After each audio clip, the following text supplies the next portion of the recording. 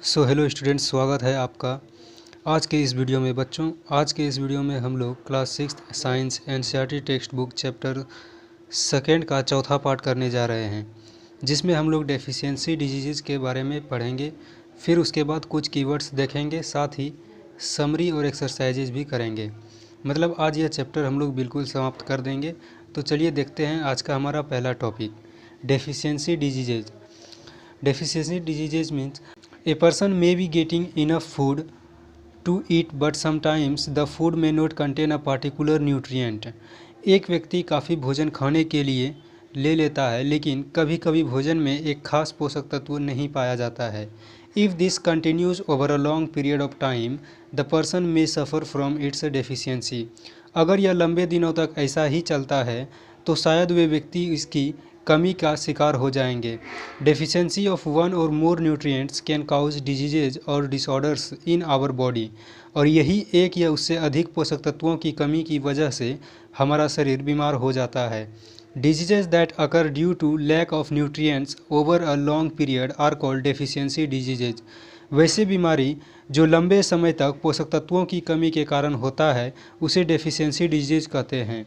If a person does not get enough proteins in his her food for a long time, he is literally likely to have stunted growth, swelling of face, and discoloration of hair, skin diseases and diarrhoea.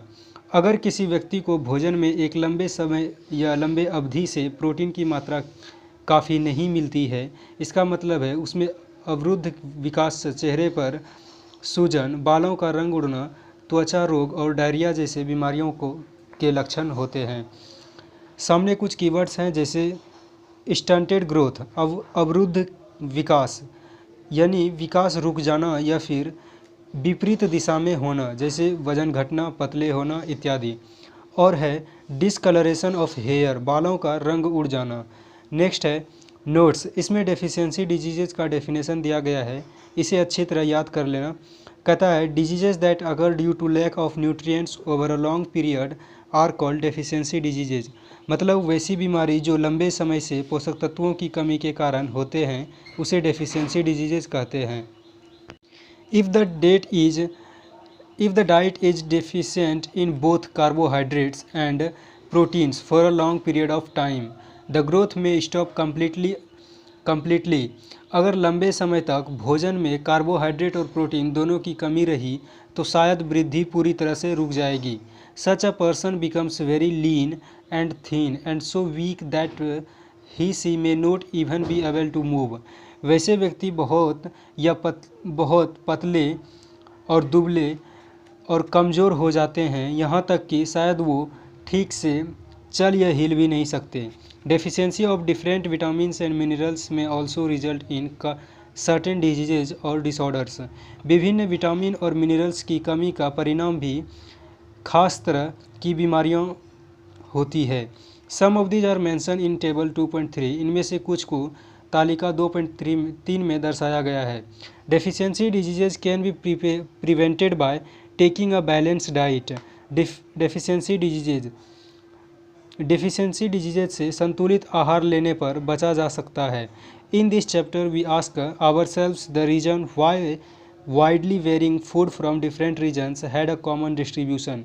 इस अध्याय में हमने अपने आप से पूछा कि क्यों विभिन्न क्षेत्रों में इतनी भिन्नताएं होते हुए भी एक मिलता जुलता भोजन व्यवस्था है। This distribution we find ensures that our meals have a balance of the different nutrients needed by the body. यह व्यवस्था सुनिश्चित करता है कि हमारे भोजन विभिन्न पोषक तत्वों का उचित मिश्रण है, जिसकी हमारे शरीर को आवश्यकता है। अब यहाँ पर भी कुछ कीवर्ड्स दिए गए हैं, जैसे डिफिशिएंट का मतलब कम होना और लीन का मतलब दुबला होता है। नेक्स्ट है टेबल 2.3, जिसमें विटामिन्स और मिनरल्स के नाम एक कॉलम में दिए गए हैं, दूसरे में बीमारियों के नाम और तीसरे में उसके लक्षण दिए गए हैं। इसे अच्छी तरह देख लेना, इससे ही अधिकतर क्वेश्चंस बनते हैं। इसको उतार लेना, जैसे कि पहला है विटामिन ए, इससे कौन सा बीमारी होता है? लॉस ऑफ विजन मतलब दृष्टि खत्म हो जाना, यानी कि दिखाई नहीं देना। आगे इसके लक्षण जैसे देखो, पुअर विजन यानी कि हल्का दिखाई देना, यानी साफ सुथरा नहीं दिखना और धुंधला दिखाई देना। Loss of vision in darkness night, रात के समय दिखाई नहीं देना। Sometimes complete loss of vision, और कभी कभी तो पूरी तरह दिखाई नहीं देना। आगे है विटामिन बी, इससे बेरी नामक बीमारी होती है, जिसका लक्षण है वीक मसल्स, कमज़ोर मांस and very little energy to work, और काम करने के लिए बहुत कम ऊर्जा होना। नेक्स्ट है विटामिन सी, इससे स्कर्वी नामक बीमारी होती है, जिसका लक्षण है ब्लीडिंग गम्स, रक्त बहाना, wounds take longer time to heal, यानी कि रक्त थामने में ज़्यादा समय लगना। नेक्स्ट है विटामिन डी, इससे रिकेट्स नाम की बीमारी होती है और हड्डियों को मुलायम या फिर मुड़ जाना इसका लक्षण होता है। नेक्स्ट है कैल्शियम, जिससे बोन एंड टूथ डीके यानी कि हड्डियों और दांतों में सूजन यानी दर्द होता है, जिसका लक्ष्य है कमज़ोर हड्डियां और दांत का दर्द करना। नेक्स्ट है आयोडीन, जिससे ग्वाइटर नाम की बीमारी होती है, जिसका लक्षण गर्दन की गांठ फूल जाना या सूजन पड़ना, मानसिक तनाव बच्चों में। नाउ नेक्स्ट है आयरन, जिससे अनेमिया जैसी बीमारी होती है, जिसका लक्षण कमजोरी होता है। तो चलिए अब देखते हैं कीवर्ड्स। पहला है बैलेंस्ड डाइट। बैलेंस्ड डाइट कहता है a diet in which all nutrients are available in right quantities और not one nutrients too much and not the other too little with a good quantity of roughage and water are called balanced diet. यानी कि balanced diet वैसे भोजन को कहते हैं जिसमें सभी प्रकार के पोषक तत्व उचित मात्रा में पाए जाते हैं, न तो किसी एक पोषक तत्व की अधिक मात्रा और न ही किसी दूसरे पोषक तत्व की कम मात्रा, और साथ ही उसमें रफेज और पानी की मात्रा उचित होती है। वैसे भोजन को बैलेंस्ड डाइट कहते हैं। नेक्स्ट है beri is a disease which is caused by the deficiency of vitamin B1। मतलब बेरी एक ऐसी बीमारी है जो विटामिन B1 की कमी के कारण होता है। नेक्स्ट है carbohydrates is a type of nutrients which gives us energy provided by wheat, rice, papaya, mango etcetera. मतलब कार्बोहाइड्रेट एक ऐसा पोषक तत्व है जो हमें ऊर्जा प्रदान करती है और जो हमें गेहूँ, चावल, पपीता और आम जैसे भोजन से प्राप्त होता है। Now next energy refers to the capacity to do work by an individual, और ऊर्जा इन हिंदी, यानी कि एनर्जी के लिए एक व्यक्ति के काम करने की क्षमता को कहते हैं, या फिर इसे हिंदी में ऊर्जा भी कहते हैं। अब है fat is also a type of nutrients which gives us energy provided by nuts, ground nuts, fish, meat and eggs etcetera. मतलब फैट्स भी एक पोषक तत्व है जो हमें ऊर्जा देती है और जो हमें बादाम, मछली या अंडे से प्राप्त होती है। बेसिकली इसे हम सोर्सेस ऑफ एनर्जी कह सकते हैं। Now next है mineral is also a type of nutrients which is needed by our body. It includes calcium, iodine, phosphorus and iron etc. It means minerals भी एक प्रकार का पोषक तत्व है जो हमारे शरीर के लिए बहुत ही महत्वपूर्ण है। इसमें कैल्शियम, आयोडीन, फास्फोरस और आयरन इत्यादि शामिल होते हैं। Nutrients is the source of energy which of different kinds with different names needed by our body for maintenance and growth of our body. पोषक तत्व ऊर्जा का क्षेत्र है जो विभिन्न प्रकार के विभिन्न नामों से होते हैं, जिसकी हमारे शरीर को वृद्धि और रखरखाव के लिए ज़रूरी होती है। Proteins is a type of nutrients which helps us in growth and repair of our body. Proteins एक प्रकार का पोषक तत्व है जो हमारे शरीर के लिए वृद्धि और संरक्षण का काम करती है तथा रखरखाव करती है और मरम्मत करने का काम करती है। Roughage is a type of nutrients which does not provide us energy, but it is essential for digesting of our undigested foods. Roughage एक प्रकार का पोषक तत्व है जो हमें ऊर्जा तो प्रदान नहीं करती है, लेकिन हमारे अनपचे भोजन को पचाने में मदद करती है। Scurvy is also a type of diseases which is caused by deficiency of vitamin C. Scurvy एक प्रकार का बीमारी है जो विटामिन सी के कमी के कारण होता है। Starch is a form of carbohydrates which gives us energy to our body. Starch का एक कार्बोहाइड्रेट का रूप है जो हमारे शरीर को ऊर्जा प्रदान करती है। Vitamin is a type of nutrients.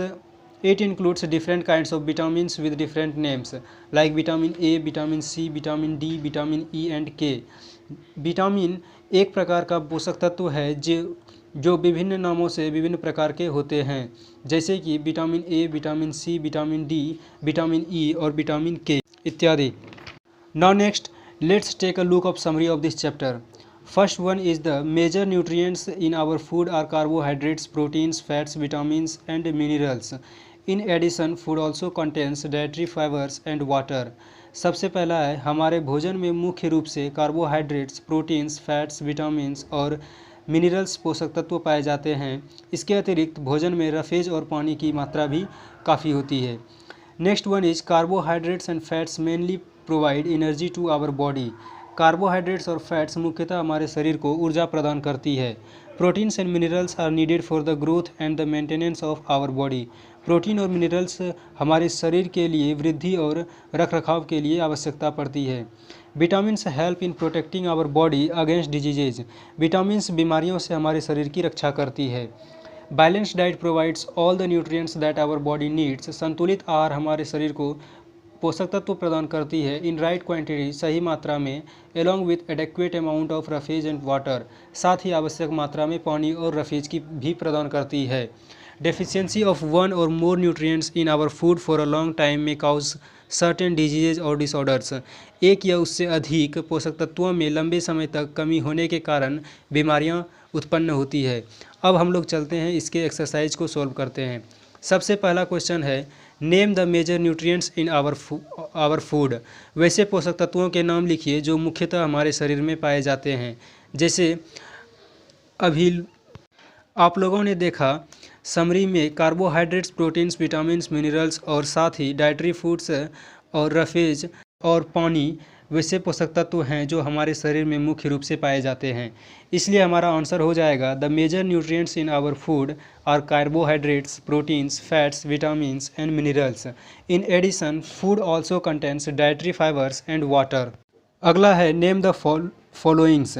इनके नाम लिखिए। पहला है the nutrients which mainly give energy to our body, यानी कि वे कौन से ऐसे पोषक तत्व हैं जो हमारे शरीर को ऊर्जा प्रदान करती है। तो आंसर हो जाएगा कार्बोहाइड्रेट्स और फैट्स। दूसरा है the nutrients that are needed for the growth and maintenance of our body, मतलब वैसे पोषक तत्व कौन से हैं जो हमारे शरीर की रखरखाव और वृद्धि के लिए आवश्यक है। तो आंसर हो जाएगा प्रोटीन्स और मिनरल्स। अब नेक्स्ट है A vitamin required for maintenance good eyesight. वो कौन से विटामिन हैं जो हमारी आँखों को स्वस्थ रखने में मदद करती है। आंसर हो जाएगा विटामिन ए। और लास्ट है a mineral that is required for keeping our bones healthy. वो कौन से मिनरल्स हैं जो हमारी हड्डियों को स्वस्थ रखने में मदद करती है। आंसर हो जाएगा कैल्शियम। अब तीसरा सवाल है name 2 foods each of them, मतलब वैसा भोजन के नाम लिखिए जिनमें इनकी मात्रा अधिकतम होती है। पहला है फैट्स, इसका हो जाएगा नट्स और एग्स यानी बादाम और अंडे। दूसरा है स्टार्च, इसका हो जाएगा पोटैटोज एंड राइस यानी आलू और चावल।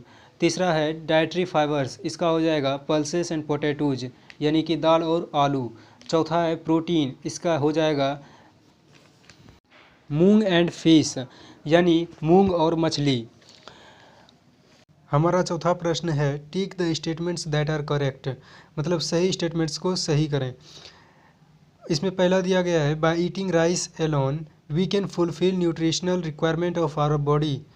क्या सिर्फ चावल खाने से शरीर का जितना भी पोषक तत्व है वो प्राप्त हो सकता है। आंसर होगा गलत, ऐसा नहीं है। दूसरा है deficiency diseases can be prevented by eating a balance set, यानी कि जो बीमारियां होती है उसे संतुलित आहार खाकर हम ठीक कर सकते हैं। तो आंसर होगा इसका सही। एंड तीसरा है balance diet for the body should contain a variety of food items, यानी कि संतुलित आहार विभिन्न प्रकार के भोजन का समूह होता है, भोजन का सामग्री होता है। तो इसका भी आंसर है सही। एंड लास्ट है meat alone is sufficient to provide all meat alone is sufficient to provide all nutrients to the body. ठीक चावल की तरह सिर्फ मांस सारे पोषक तत्वों को प्रदान कर सकती है? नहीं, इसका भी आंसर हो जाएगा गलत। अब हमारा आखिरी सवाल है, फिल इन द ब्लैंक्स, खाली स्थानों को भरें। पहला है dash is caused by deficiency of vitamin D, यानी कि विटामिन डी की कमी के कारण होता है। आंसर हो जाएगा रिकेट्स। दूसरा है deficiency of dash causes diseases known as beri, पानी यानी कि बेरी नामक बीमारी किसकी कमी के कारण होता है? तो आंसर हो जाएगा विटामिन B1। तीसरा है deficiency of vitamin C causes disease known as dash, यानी कि विटामिन सी की कमी से क्या होता है? आंसर हो जाएगा स्कर्वी। चौथा है night blindness is caused due to deficiency of dash in our food, यानी आँखों से साफ सुथरा नहीं दिखना किसकी कमी से होता है? आंसर हो जाएगा vitamin A. So thank you students, आज के लिए बस इतना ही। फिर से अगली क्लास में हम लोग नेक्स्ट चैप्टर शुरू करने जा रहे हैं, तो बने रहिए हमारे साथ। धन्यवाद।